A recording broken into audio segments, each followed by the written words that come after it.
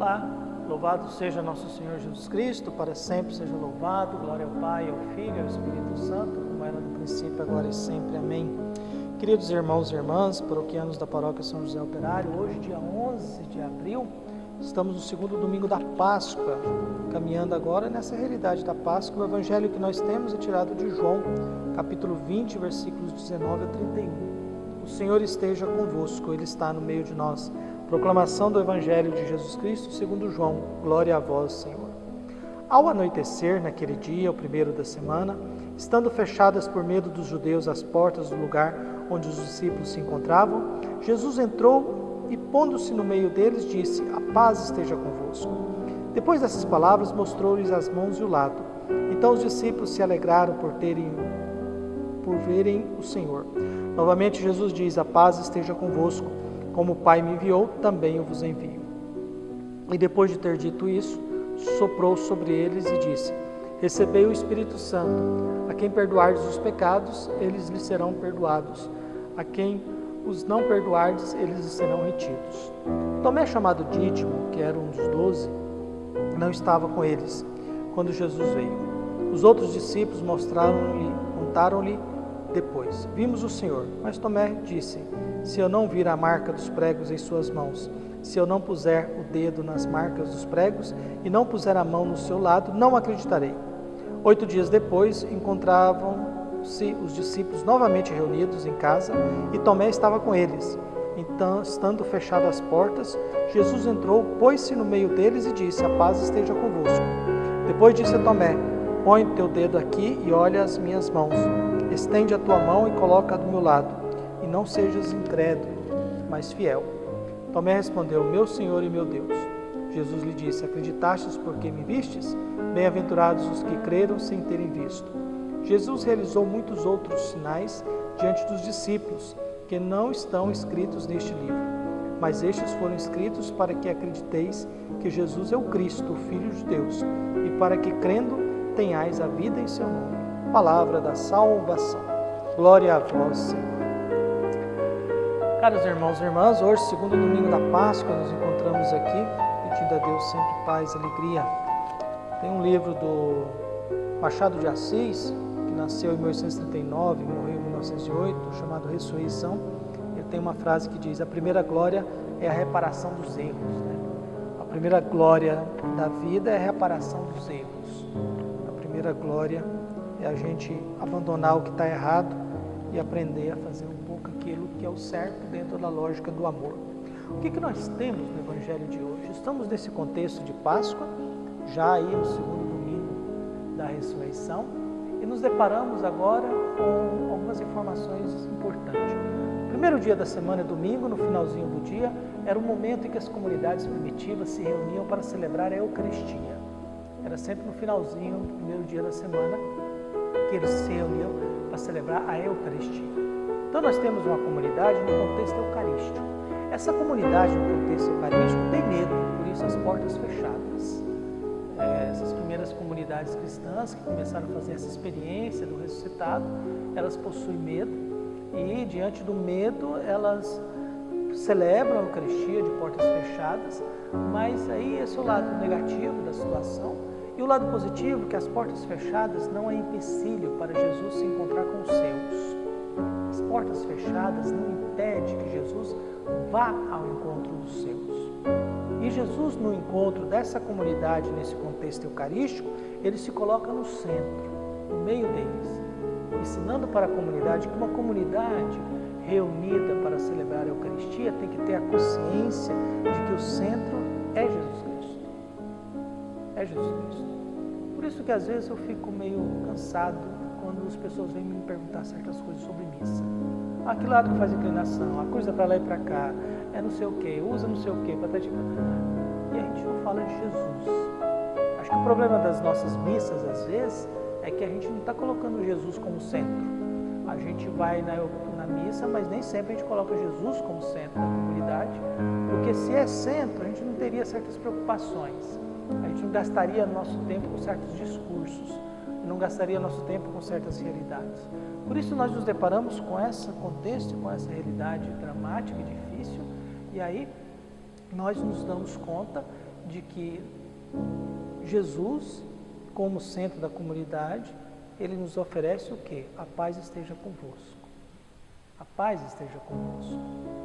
Quer dizer, uma comunidade que se reúne em torno eucarístico, mesmo com medo das ameaças, vai acabar recebendo Jesus como centro, e mesmo Jesus como centro, essa comunidade que coloca Jesus como centro vai receber a paz. Não vai receber a guerra, a condenação, o julgamento, vai receber a paz. E a missão, assim como Deus me enviou, eu envio vocês também. Tudo no Evangelho de João acontece no primeiro dia da semana.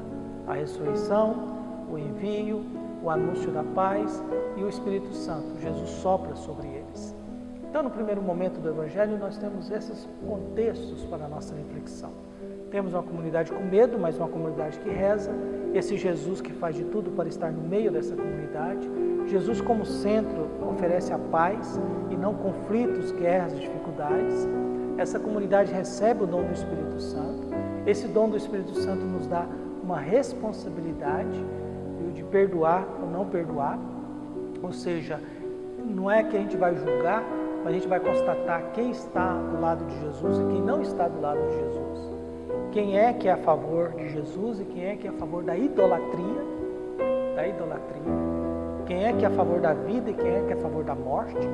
Quem é que é a favor da misericórdia, quem é que é a favor da condenação. Então, essa é a autoridade dada a essa comunidade. Vocês têm a obrigação de oferecer o perdão para o mundo, dentro daquilo que eu ensino. E aí, essa comunidade tem. No segundo momento, aparece uma outra figura, Tomé. Tomé é uma pessoa ausente, que não acredita no anúncio dos discípulos. Os discípulos falaram para ele, olha, nós vimos o Senhor. Tomé disse, se eu não pôr a mão nele, eu não acredito. Tomé é o ser humano ausente. E o ser humano ausente, conforme diz um pensador, nunca tem razão. A gente escutar palpite do ausente, não escute. É a mesma coisa, quem tem direito de criticar a igreja é quem está dentro da igreja. Quem está fora da igreja e é ausente da igreja, não tem direito de falar nada porque não conhece. Não conhece a igreja, não conhece a Bíblia. Quem fala mal de Deus é porque nunca teve experiência do amor na vida. Quem fala mal de algumas coisas é porque não conhece. A não ser daquelas realidades, literalmente, que são ligadas ao mundo do crime. Por isso os ausentes. Tomé é um homem ausente.